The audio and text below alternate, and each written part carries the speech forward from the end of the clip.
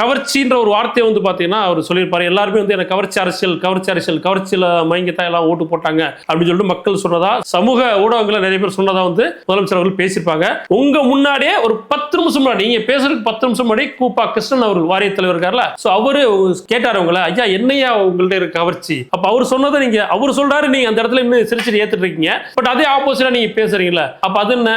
அவரு சொல்ற விஷயத்தை நீங்க ஏத்துக்கிறீங்க, ஆனா நீங்க பேசும்போது அதை மறுக்கிறீங்க. அப்ப ஒரு வார்த்தை சொல்றீங்க கவர்ச்சி, அப்ப நான் என்ன அப்படி கேட்கும் போது அது என்னமோ ஒரு நாகரிகம் இல்லாத இருக்கு, ஒரு நாகரிகமாவே கிடையாது. அது வந்து மிகவும் ஒரு தவறான விஷயம். அதே மாதிரி தற்குறி ஏதாவது வந்துரும் அப்படின்றது ஒரு ஏதாவது சொல்லிடுவேன் அப்படி பேசும்போது பார்த்தீங்கன்னா உங்களுக்குன்னு ஒரு கண்ணியம் இருக்கு, முதலமைச்சருக்கு ஒரு கண்ணியம் இருக்கு. அந்த கண்ணியத்தோட தான் வந்து பார்த்தீங்கன்னா நடந்துக்கணும். ஏன்னா பொது வழியில பேசும்போது கண்டிப்பா உங்களுக்குன்னு ஒரு மேனேஜம் இருக்கும். ஸோ அப்படிதான் நீங்க நடந்துக்கணும். இன்னுமே நீங்க பார்க்க போனா அந்த பழைய பிரச்சாரத்தில் இருக்க மாதிரி தான் உங்களுக்கு மைண்ட் செட் இருக்கு. ஏன்னா ஃபுல் அண்ட் ஃபுல் வந்து பார்த்தீங்கன்னா நீங்க என்ன பண்ணீங்கன்னா திமுகவை அட்டாக் பண்ணி பேசுறீங்க. ரைட், ஓகே, திமுகவை அட்டாக் பண்ணி பேசுறீங்க. எதுக்கு சார் நீங்க பேசணும்? ஏன்னா இப்ப திமுக தான் உங்களை அட்டாக் பண்ணி பேசணும். இப்ப திமுக வந்து 6 மாசம் வெயிட் பண்றதா சொன்னாங்க, 6 நாள் கூட வெயிட் பண்ணல, அரை மணி நேரத்தில் வந்து பாத்தீங்கன்னா அவர் வந்து உடனே வந்து எனக்கு வந்து பாத்தீங்கன்னா இது குறை சொல்ல ஆரம்பிச்சாங்க. அதுதான் சார் எதிர்க்கட்சி.